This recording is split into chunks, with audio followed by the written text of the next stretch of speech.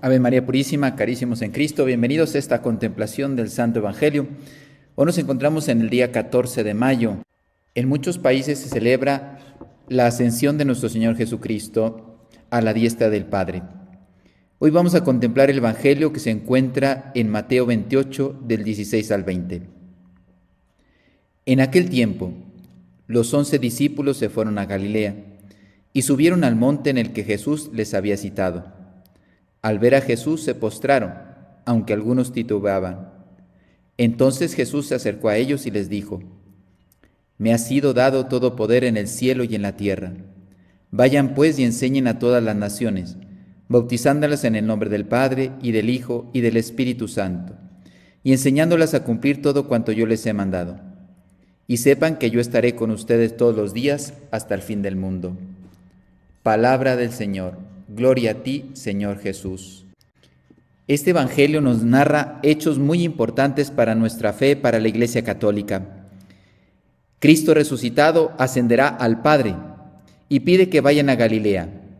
Los discípulos suben al monte. Recuerden que la Sagrada Escritura, siempre que piensa en el monte o describe el monte, es un lugar de revelación. Sinaí, Carmelo, Tabor y otros montes más donde el hombre se ha encontrado con Dios. Cristo ahí les entrega un mandato que va a sostener hasta el día de hoy la Santa Iglesia Católica. Dice el Evangelio: al verlo se postraron, aunque algunos titubeaban. Es una frase muy normal, muy humana, muy consoladora. Se postraron porque están reconociendo a Jesús, nuestro Señor, lo adoran. Pero sin embargo todavía hay dudas. Lo adoran, pero todavía hay heridas interiores, miedos, todavía no hay perfección. Hay fe, pero todavía imperfecta, hay temores. Pero no importa, Jesús le reitera la misión, porque la iglesia no evangeliza porque sea perfecta, sino evangelizando se va perfeccionando, y sobre todo evangeliza porque Cristo está resucitado. Cristo dice de sí mismo: me ha sido dado todo poder en el cielo y en la tierra. No dice, algún poder, alguna influencia, alguna propuesta espiritual. Oye, soy maestro. No, soy Dios. Con autoridad absoluta proclama la misión que Dios le ha encomendado y que nosotros somos continuadores como bautizados, especialmente también los sacerdotes, que Dios Padre le ha dado a la Iglesia Católica. ¿Para qué? Él ha fundado la Iglesia para que continúe su misión y para que las almas retornen a la Santísima Trinidad. Nosotros somos testigos y nosotros somos apóstoles también llamados, enviados, para ir a buscar en nombre de Cristo a esas almas. Cristo ya ha triunfado, padeció y murió en la cruz para ofrecerse en sacrificio como víctima aceptable al Padre, para redimir al género humano, a cada uno de nosotros. Cristo resucita y se manifiesta como Rey. Pero ahora los católicos tienen que cambiar su mentalidad. Ya no podemos tener miedo al mundo, ya no podemos tener miedo a las ideologías, ni a la persecución, ni al que dirán.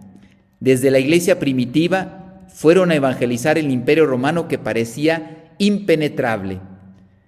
No tenían dinero, no tenían poder político, eran solamente humanos, pobres, incultos, mas sin embargo tenían una convicción. Damos testimonio de lo que hemos vivido, de lo que hemos creído, de lo que hemos palpado. Cristo ha vencido, Cristo es Rey. No hay nada más poderoso que un hombre que viva según Dios, porque le puedes quitar la vida inclusive, mas no le puedes quitar el amor. Y el amor hace nuevas todas las cosas. Si una alma vive en amor de Dios, esa alma, inclusive siendo martirizada, deja una huella imborrable en la historia del corazón del hombre. Por eso los primeros cristianos son un ejemplo para nosotros. Los mártires vencieron con su sangre a emperadores, a ejércitos. El amor es mucho más poderoso que una bomba atómica. Y el Señor nos dice: vayan. Es un verbo, una acción. El cristianismo no es comodidad, es vida, acción, evangelización, dinamismo, entrega, búsqueda. La fe auténtica siempre sale de sí misma y va a buscar a compartirla con los demás. Un cristiano que se encierra en sí mismo termina enfermándose espiritualmente. Por eso es una contradicción lo que hoy en día tratan de vivir muchos cristianos. Se dicen bautizados, creo pero no practico. Esto es una aberración. No existe el que dice que conoce el amor y después no ama. Es una contradicción. El que dice que es cristiano y no asiste a la Eucaristía y no vive según los mandamientos es un mentiroso. Hay que decirlo ya con verdad. No existe el creo y no practico. Eso es un cáncer que engaña a la persona, está muerta y encima engañada, porque pareciera que está viva. Quieren cristianismo sin cruz, sin sacrificio, sin precisamente el deber de evangelizar, sin compromiso, sin combate espiritual. No, Señor. El Señor dijo, vayan, levántense, despiértense y vayan.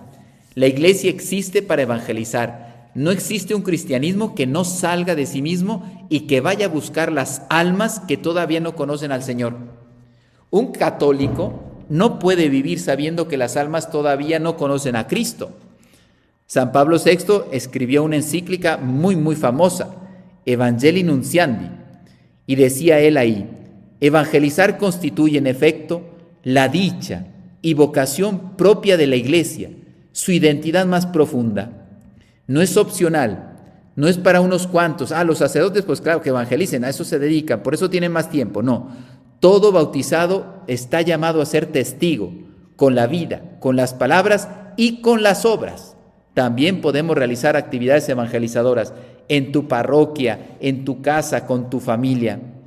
Una madre puede evangelizar educando santamente a sus hijos, poblando el cielo con sus hijos. Un joven evangeliza viviendo castamente en un mundo que está totalmente corrompido, pansexualizado, por ejemplo, viviendo o promoviendo la castidad en su universidad. Una promesa de castidad, imagínense, eso es valiente. Yo sé de jóvenes que van a las universidades y proponen una promesa de castidad a los jóvenes de la universidad. Un sacerdote evangeliza predicando la verdad sin miedo, pero sobre todo dando testimonio. Los sacerdotes tenemos que hablar primero con la vida y también con las palabras, pero la vida da fuerza a las palabras. Un enfermo evangeliza, por ejemplo, cuando ofrece sus dolores, sus sufrimientos unidos a Cristo.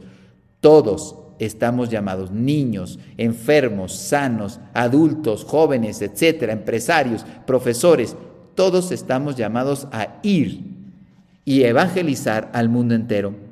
Hagan discípulos, no consumidores religiosos, no hagan simpatizantes, no hagan seguidores. Por eso muchos canales católicos y a veces dicen barbaridades porque no se basan en la verdad, simplemente se nota en algunos predicadores católicos, pueden ser sacerdotes o no, pueden ser laicos también, y lo que están buscando, lo digo por lo que los programas que proponen, lo que están buscando son seguidores. No son serios, no son profundos, no siempre dicen la verdad y a veces cambian las cosas, ¿no? Cuando les interesa quedar bien con alguien, pues lógicamente ahí sí lo tratan con pincitas y con cuidadito y a lo mejor esa persona está haciendo aberraciones grandísimas. En cambio, cuando eso sí, alguien se ha equivocado y hay que embarrarlo, hay que untarlo, a ese sí hay que darle durísimo, ¿no? Esos canales católicos que buscan seguidores son una farsa, aunque sean de sacerdotes o de laicos. Verdaderamente sigan canales católicos que les hablen de la verdad, que les hablen de la doctrina milenaria, que les hablen de la tradición de siempre, que les hablen de la verdadera palabra de Dios, que les hablen del magisterio, que la Iglesia lleva 2000 años predicando a la humanidad. Busquen sólidos fundamentos de la fe. Y entonces nos pide que hagamos discípulos. ¿Qué significa? Un discípulo es el que sigue al maestro y trata de parecerse a él. Queremos imitar a Cristo. Si no, nuestra fe no ha tocado lo profundo de nuestro corazón. Yo puedo ir a los sacramentos. Hay gente que va a la misa los domingos y vive terriblemente su cristianismo. No se convierte. Tiene devociones y pertenece a cofradías, etcétera, pero no obedece, por ejemplo, la voluntad de Dios. Hace lo que le place. Hay religiosidad todavía en la cultura, etcétera, en familias, pero no tienen una vida interior, ¿no? Por ejemplo, celebran la Navidad. ¿Cuántas familias celebran la Navidad? pero ya no celebran al niño Jesús. Y esto es llamativo. Estoy hablando de católicos, ¿no? Se junta la familia, se hacen regalos, etcétera, pero verdaderamente se va, por ejemplo, un ejemplo tan sencillo, aquí van a caer muchas familias. ¿Ustedes van a la misa de gallo? Porque es lo más importante de la Navidad. Oye, sí, puedo celebrar, puedo intercambiar regalos, abrazos, etcétera, reunirme en la familia, pero lo más importante es celebrar el nacimiento de Cristo. ¿Y qué mejor que en el lugar donde se hace presente, realmente presente, que es la Eucaristía? Entonces, por poner un ejemplo así, o llevo a mis hijos a colegios católicos, pero en cambio los papás, la mamá hace yoga, o va con la psicóloga a hacer constelaciones, etcétera. Y tú te das cuenta, entonces, oye, ¿qué fe estás transmitiendo, no? O las vanidades, la superficialidad o el materialismo que se vive en algunas familias, inclusive llevando a los hijos a la misa los domingos y a los colegios católicos. Lo que se necesita ahora es coherencia. Esta Pascua 2026, el Señor nos está llamando a ser coherentes. Hemos vivido en muchos casos una religión, vamos a decir, falsa, con apariencias, con fantasías. No, Señor, tenemos que vivir de acuerdo a lo que Cristo nos dejó plasmado y bien plasmado en el Evangelio. Cristo me puede salvar, Cristo me puede liberar, Cristo puede sanar el corazón humano, pero Cristo solamente ayudará y dará su gracia a los que dejen y abran su corazón para que Dios pueda obrar en él. Pero los que quieren llegar al cielo sin ningún sacrificio, eso no existe. Por eso el Señor nos invita, bautizándoles en el nombre del Padre, del Hijo y del Espíritu Santo. Aquí aparece el misterio de la Santísima Trinidad. Esta es la grande confirmación de si un cristiano verdaderamente vive su fe o no. Todo cristiano que recibe sacramentos con buenas disposiciones, recibe la inhabitación, además de la gracia, la inhabitación trinitaria. Y entonces mi vida se tiene que configurar de acuerdo a tan alto huésped de mi alma. Es un nacimiento sobrenatural. Somos personas nuevas, injertadas en Cristo, templos del Espíritu Santo, hijos adoptivos del Padre, miembros de la iglesia, hermanos todos los bautizados. Entonces yo tengo que vivir de acuerdo a la dignidad que yo he recibido. Al salir de las aguas sagradas fueron hechos otros Cristos, porque recibieron la unción del Espíritu Santo. Esta es una dignidad, pero también es una responsabilidad. Llevamos adentro la vida divina, y por eso hay una pregunta que nos puede dejar totalmente desconcertados. ¿Cuántos bautizados viven como paganos? Y podríamos decir, pues el 95% quizá. Es algo fuertísimo y no nos gustaría escucharlo y no nos gustaría aceptarlo. Pero miren, otro ejemplo, y no es para criticar, sino para preguntarnos. Nos estamos diciendo cristianos de palabra, pero no de hechos, no de corazón. ¿Cuántos católicos asisten a misa? De los que se consideran católicos, estos son estadísticas que hacen los estados, por lo tanto no quieren quedar ni bien ni mal, son un hecho, un dato que se arroja. Bueno, pues la mayoría no pasa del 7%. O sea, de todos los que se consideran católicos, a misa dominical semanal no van más del 7%. Y esto lo saben los obispos, entonces lo que estoy diciendo no lo podemos negar. Y esto nos hace ver cómo está nuestro corazón. No oran, no se confiesan, no viven en gracia, viven esclavos del pecado, han perdido el sentido del cielo. Por eso el mundo está herido. Por eso Cristo nos dice, enséñeles a cumplir todo cuanto yo les he mandado. ¿Y cómo les vamos a enseñar? Sí, con catequesis, pero sobre todo, enséñenles todo viéndoles a ustedes. Den testimonio de su moral, de su abrazar su cruz, de su arrepentimiento. Pudiste haber tenido un pasado, muchos tenemos pasados y bueno, pues nos arrepentimos y queremos vivir santamente. Que vivamos la doctrina, la verdad del Evangelio. Y no tengas miedo de corregir, de iluminar, de conducir a la verdad. Pero sobre todo les digo, de palabra, de obra, de pensamiento, intercesión, oración, pero muy importante ser testigos. Hoy el mundo necesita testigos. Hay muy pocos testigos verdaderos del Evangelio. La verdad está ahí. Cristo nos la revela, pero se necesita fe. Y un sacerdote la tiene que decir aunque incomode y aunque le vengan consecuencias difíciles. Un padre de familia tiene que enseñar la verdad a su hijo, aunque se burle, lo desprecie, lo aborrezca, pero no puedes dejar de enseñar la verdad. Un joven, un niño debe defender la verdad cuando vive santamente, cuando reza el rosario y no se avergüenza de Cristo. Un día vamos a comparecer ante Cristo y Él nos preguntará, ¿fuimos fieles? Porque Él hace una promesa: yo estaré con ustedes todos los días hasta el fin del mundo. En la persecución, en la enfermedad, en la noche oscura, en la soledad, en el cansancio, Cristo nunca nos abandonará. Está vivo, está glorioso porque ya ha resucitado, está esperando corazones, pero necesita que alguien se los lleve. Y esa es la labor de la Santísima Virgen María. Ella continuamente, precisamente por eso el Señor le permite que se aparezca en muchos lugares, y ella va marcando, va invitando, va llamando a cada uno de nosotros a que volvamos a su Hijo, al corazón de su Hijo, a través de la confesión, de la penitencia, de la reparación, del amor. Nos invita a que hagamos vida el Evangelio. Pues le pedimos a la Santísima Virgen que interceda por nosotros para que nos haga verdaderos apóstoles de nuestro Señor Jesucristo.